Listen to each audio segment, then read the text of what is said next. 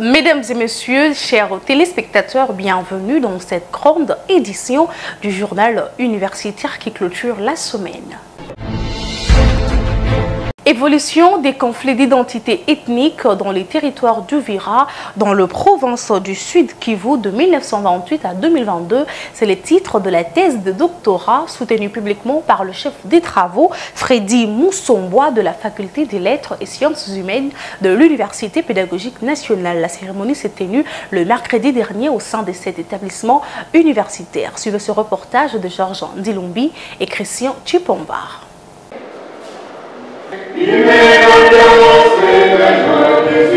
En soutenant publiquement sa thèse de doctorat sur l'évolution des conflits d'identité ethnique dans les territoires d'Uvira en province du Sud Kivu de 1928 à 2022, le chef des travaux Freddy Moussombois Mugorogo de la faculté de lettres et sciences humaines de l'Université pédagogique nationale a stipulé que les conflits ethniques qui ont secoué les territoires d'Uvira de 1928 à 2022 ont rendu la mémoire des Uvirois douloureuse et contradictoire. Ces conflits éclatent dès la division du royaume des Bafouliru en 3 chefferies, Bafouliru, Bavira et des Barundi, aujourd'hui pleines de la Ruzizi, autonomes par le pouvoir colonial. Cette territorialité ethnique du territoire des Bafouliru avait inventé les tribus fictives dans le but de créer des zones de chevauchement entre le Bafouliru et les Bavira d'une part et des Barundi d'autre part. Cette situation a été pérennisée par une forte instrumentalisation de ces conflits par les agents coloniaux dont les singeries aveugles des acteurs politiques congolais en quête de positionnement participent à la perpétuation de cette imagerie coloniale. L'utilisation de l'ethnonyme Banyamulenge, une tribu fictive à partir de 1972 par les immigrés rwandais, permet d'actualiser les conflits identitaires. Les infiltrations des immigrés au sein de populations autochtones ont miné profondément la cohabitation des Uvirois. Les conflits identitaires et ou ethniques ont été accentués par les différentes rébellions qu'a connu la RDC, a-t-il renchéri, mais aussi la manipulation ethnique y joue un rôle majeur. La présence de ces groupes armés ethniques a rendu ces territoires en une zone la plus grise de la province du Sud Kivu. Présentation de l'économie du travail terminée, mais aussi son évaluation de la délibération du jury à huis clos, les candidats Freddy Moussombois a réussi avec mention la plus grande distinction. Voilà ce qui justifie son couronnement par le secrétaire général à la recherche de l'UPN faisant office de la rectrice. Très ému, le nouveau docteur en sciences historiques est revenu sur le bien fondé de son travail en martelant au micro du journal universitaire sur son apport à cette problématique. Et nous avions montré que pour mettre fin à ces conflits, il fallait que les Banyarwanda, les Banyamulenge aujourd'hui puissent revenir pour leur nom Banyarwanda au lieu de Banyamulenge, pour ne pas frustrer les autochtones. Mais aussi les autochtones doivent savoir que les Banyamulenge doivent vivre. Ils doivent vivre et on ne peut plus les faire rentrer au Rwanda parce qu'ils sont là-bas longtemps depuis 1958 et donc ils doivent vivre. Une ambiance académique a sanctionné cette messe scientifique. Parlons à présent de l'installation du nouveau comité de gestion à l'université de Maznod le lundi dernier. Le professeur Père Makiarmanimba Man a cédé le fauteuil au professeur Fuyungu Eleko Clément lors de l'ouverture officielle de l'année académique 2025-2026 en présence de toute la communauté universitaire de cette institution. Élément signé par Tonton Biongo. C'est en présence du président du conseil d'administration de l'université de Maznod et de nombreuses personnalités, étudiants ainsi que toute la communauté universitaire que s'est déroulée cette double cérémonie, marquant à la fois la passation de service entre recteurs et la rentrée académique 2025-2026 à l'université de Maznod. Après la lecture du procès-verbal et de la lettre de nomination, respectivement par le père Jean Bédel et le père Wilfried Gisembo, S'en est suivi le mot de revoir du père Maker Manimbaman, recteur sortant, saluant son passage à la tête de l'institution. Les moments forts de l'événement étaient la passation officielle de service entre recteur sortant, le professeur père Maker Manimbaman, et son successeur, le professeur Fiyungu Oleko Clément. L'entrant a également présenté la nouvelle équipe de son comité de gestion. Dans son discours inaugural, le professeur Fiyungu Oleko Clément a rappelé à l'assistance la vision, la mission, l'identité ainsi que les objectifs fondamentaux de l'université de Maznod, en précisant que son mandat sera placé sous les signes de valeurs suivantes: l'interculturalité, la fraternité, la créativité et l'esprit critique, l'honnêteté et la vérité, l'éthique et la justice, la compétence et l'ouverture du monde, le respect de personnes et des structures, ainsi que la rigueur dans le travail et la transparence dans la démarche académique. De son côté, le professeur Pergulin Julien Mouloukou, secrétaire général académique, s'est adressé aux nouveaux étudiants en leur expliquant les règles de bonne conduite à observer au sein de l'université. Présent dans la cérémonie, le père Guillaume Mutunda, PCA, a officiellement déclaré ouverte l'année académique 2025-2026. Je déclare ouverte l'année académique 2025-2026. À la fin de la cérémonie, le professeur Fiyungu Oleko Clément, le nouveau recteur de l'université de Maznod, s'est exprimé en ces termes. Je voudrais d'abord remercier ceux qui m'ont nommé, qui m'ont fait confiance. Et je crois que c'est une responsabilité pour moi aujourd'hui être à la tête de cette université qui est jeune. Et nous allons essayer un peu de travailler pour relever les niveaux. Le niveau est déjà là, mais nous allons toujours viser l'excellence. Alors moi, je préfère que l'on insiste davantage sur la qualité d'enseignement, sur l'excellence dans la formation. Je crois que c'est ce que toutes les autres universités devraient viser, l'excellence dans la formation et viser la qualité de l'enseignement. Pour clôturer cette cérémonie, une leçon inaugurale a été donnée par le docteur Floribert Mungaba sur les thèmes rationalisation de la politique d'attractivité des investissements directs étrangers comme levier du développement socio-économique, et une messe d'action des grâces a été célébrée par le père Guillaume Mutunda.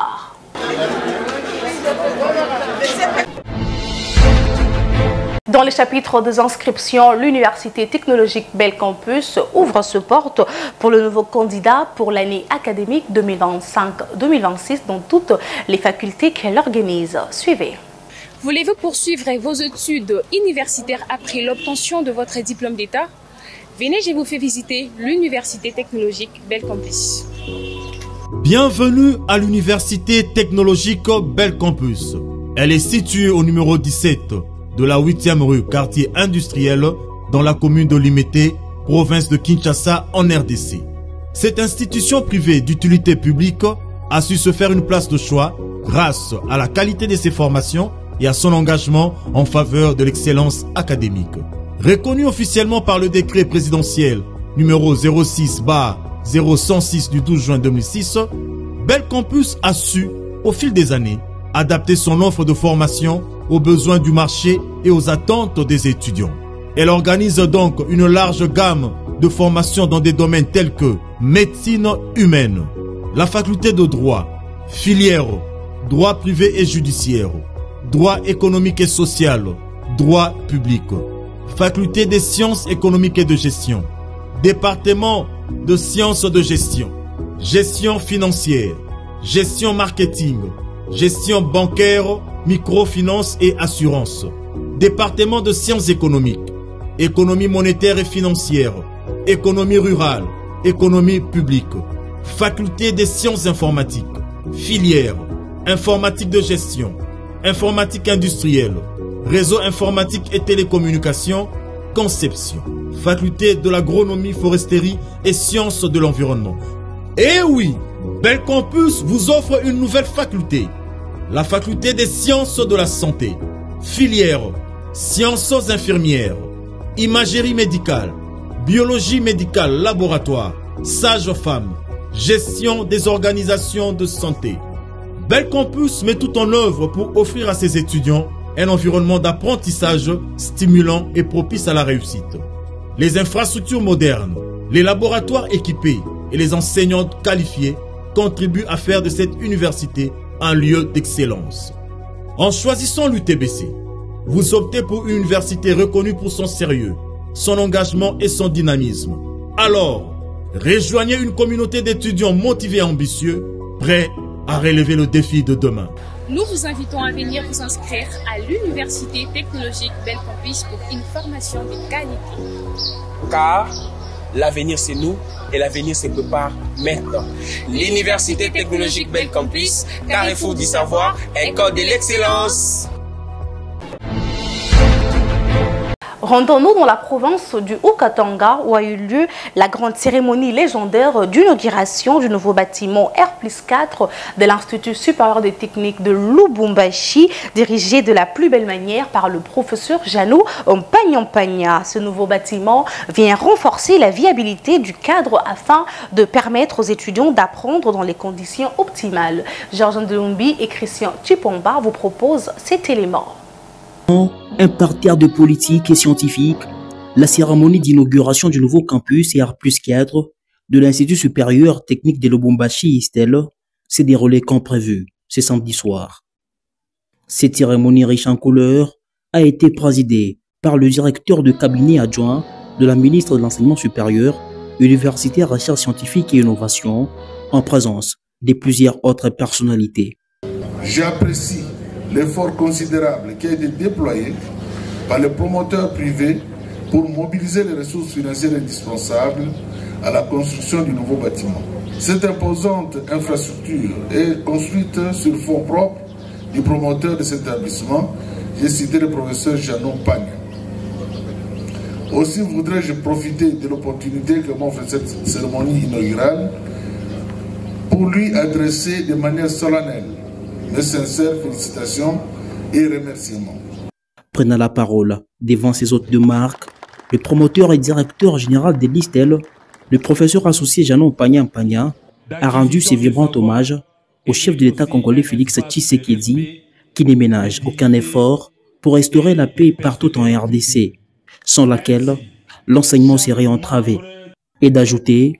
Le professeur associé Janou Mpagnampagna a reconnu l'engagement de la ministre des tutelles dans l'accompagnement des institutions, tant publiques que privées. Madame la ministre, vous êtes brave. Voilà pourquoi le président de la République démocratique du Congo vous fait confiance et continue à vous faire confiance pour le travail abattu au niveau des universités publiques et privées. Nous vous remercions sincèrement, Madame la ministre, surtout de nous envoyer une grande délégation pour participer à l'inauguration de notre campus. Le professeur émérite Alexis Takizala, président de la sous-conférence de chefs d'établissement privé du Haut-Katanga, a félicité le promoteur de l'ISTEL d'avoir concrétisé ses projets bien que partiels. Il a profité de l'occasion pour formuler des recommandations aux représentants de la ministre dans l'accompagnement des entrepreneurs de ces secteurs. L'entreprise, commise à exécuter ses projets des grands enjeux, a remis un certificat de mérite au promoteur de l'ISTEL en guise de reconnaître sa bravoure et son engagement. Juste après le discours de l'administration de l'ISTEL et du représentant de la ministre, l'heure était à la coupure du ruban symbolique, cérémonie présidée par le directeur de la ministre. Le directeur général de l'ISTEL a remis quelques cadeaux de la marque du Katanga aux différentes autorités présentes. Puis, l'heure était à la visite guidée de ces bâtiments modernes. Du rez-de-chaussée jusqu'au 4e niveau, ces participants ont reçu les explications détaillées et méthodiques de la composition du bâtiment par le promoteur de l'ISTEL. Ensuite, l'avènement s'est clôturé par le partage d'un verre dans la grande salle Moïndo Zangui. Déjà cette année académique, 2025-2026, ce bâtiment moderne de l'ISTEL sera opérationnel. Un bâtiment qui respecte les normes internationales d'enseignement supérieur et universitaire. Parlons à présent du premier tour du concours d'admission des candidats étudiants à l'Institut supérieur pédagogique de la Gombe qui dirige la professeure Gertrude Ekombe. Cette épreuve intellectuelle des diplômés d'État ayant obtenu moins de 60 60% a eu lieu ce vendredi 17 octobre 2025 à l'ISP Gombe en présence du secrétaire général académique de cette institution universitaire. Nisha Kalunga et Tonton Biong étaient présents pour le compte du journal universitaire. Plusieurs candidats ayant obtenu moins de 60% à l'examen d'État se sont présentés dans les campus de l'ISP Gombe pour passer le test d'admission organisé par les comités de gestion de cet établissement universitaire. Pour la circonstance, le professeur Simon Katende, secrétaire général académique de l'ISP Gombe, a encouragé les participants à donner le meilleur d'eux pour réussir à ces épreuves de français, mathématiques, anglais et de la culture générale afin d'intégrer la communauté universitaire de l'ISP Gombe. Émis par la bonne organisation de ces épreuves, ces derniers ont salué le déroulement de ces concours. J'ai beaucoup aimé surtout l'organisation. Nous sommes très organisés, donc ça s'est très bien passé, donc très bien passé vraiment. Il y a un très bon enseignement ici, donc ce que je peux leur conseiller, donc de venir intégrer l'ISP Gombe. L'accueil ici était très bien. Il y avait le français, l'anglais, culture et la mathématique. Je suis tentée de leur inviter de venir aussi s'inscrire ici. Ici est de noter que l'ISP Gombe, qui est une institution universitaire de renom, forme de futurs cadres de la RDC et les créateurs d'emplois.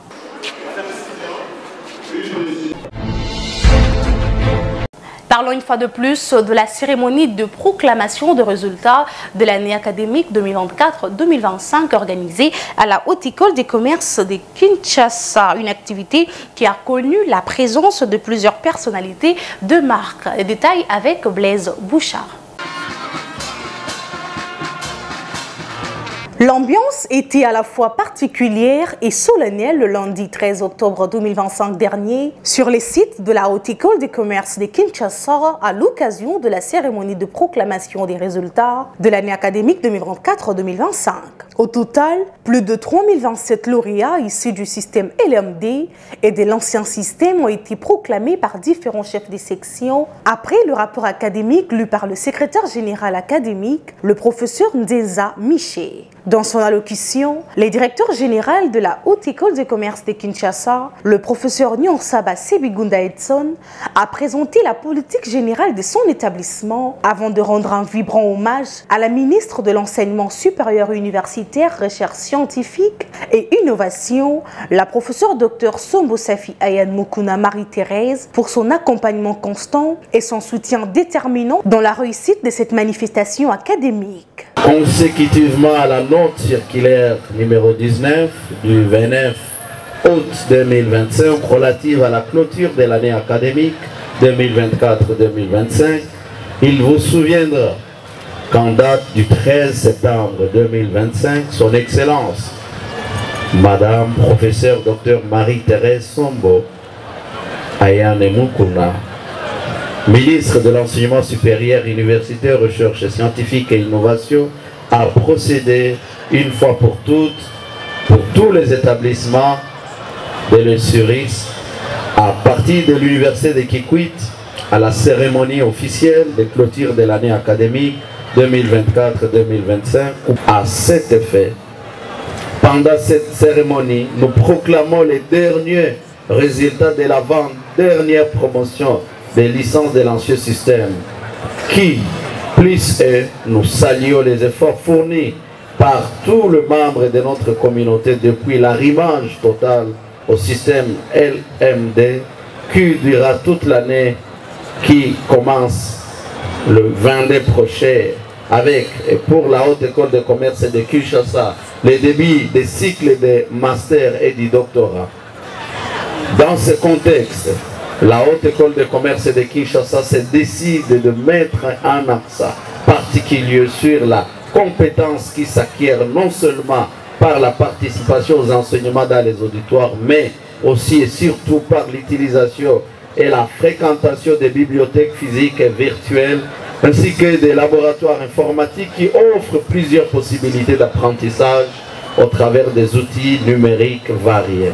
Cette cérémonie marque la fin de l'ancien système sous la connotation du PADEM, laissant place à la maîtrise et à l'école doctorale. Notons que les lauréats lancés sur les marchés d'emploi ont été invités à faire preuve du professionnalisme en dehors de leur titre académique.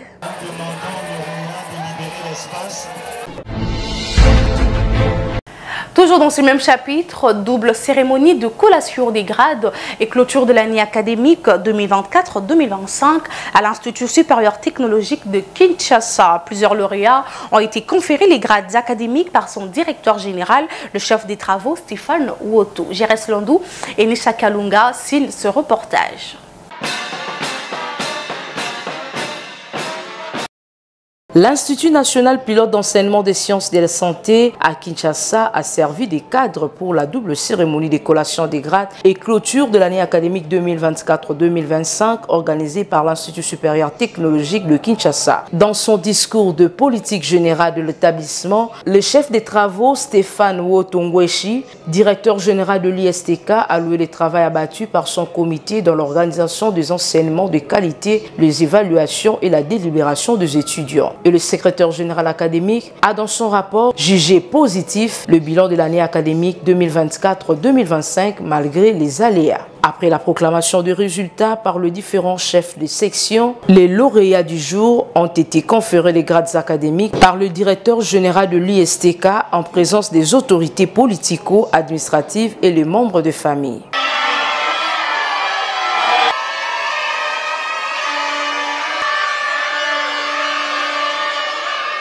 Une ambiance festive a marqué la fin de cette cérémonie riche en couleurs.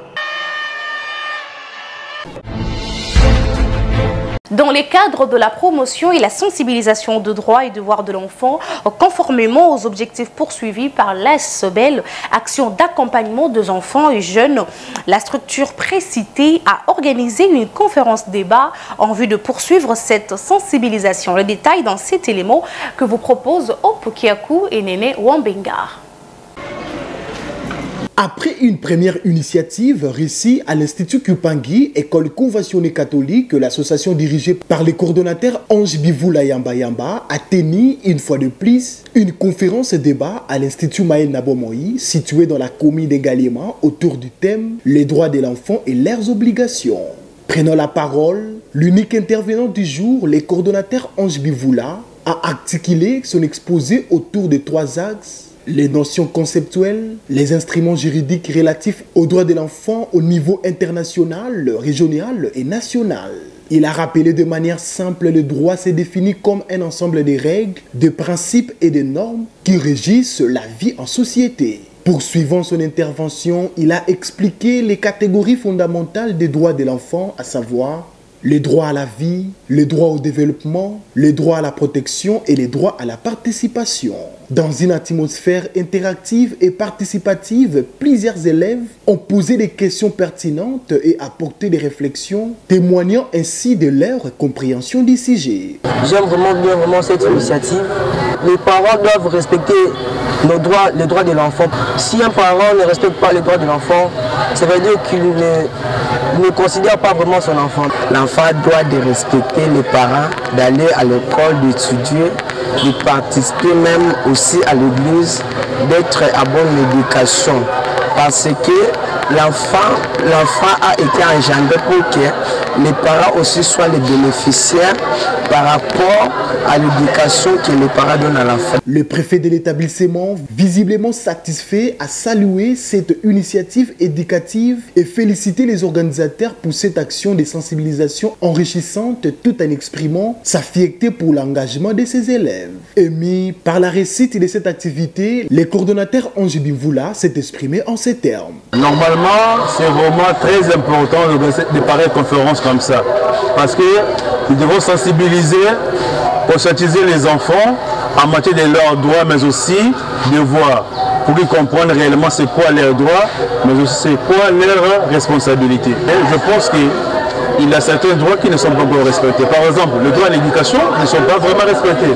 Or, l'État congolais a donné l'accès à tous les parents de faire inscrire leurs enfants à l'école. Pour la suite, je pense bien que nous allons commencer toujours à mener des activités parallèles dans différentes communes, dans différentes contrées de la capitale, pour que les droits de l'enfant soient vraiment bien appréhendés au niveau de la communauté congolaise. Enfin, l'association a donné rendez-vous le 18 octobre prochain au Centre Emmanuel pour la poursuite de cette campagne de sensibilisation dans le même esprit citoyen et éducatif.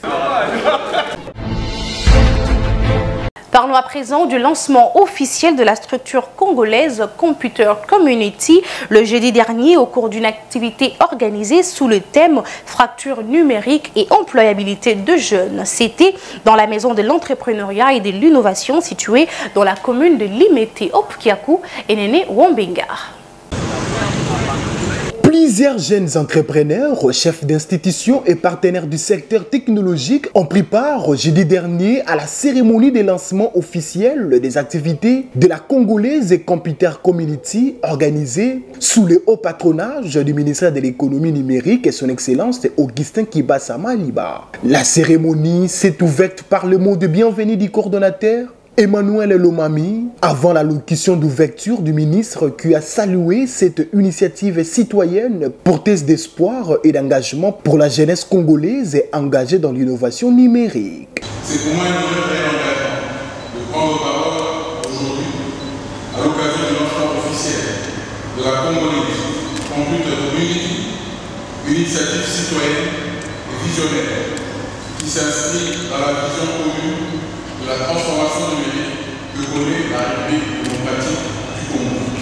Sous le leadership éclairé de son Excellence Félix Antoine Tshisekedi Tshilombo, président de la République de l'État, notre pays s'est engagé dans la mise en œuvre du plan national du numérique avec la vision de faire du numérique un levier d'intégration, de bonne gouvernance, de croissance économique et de progrès social.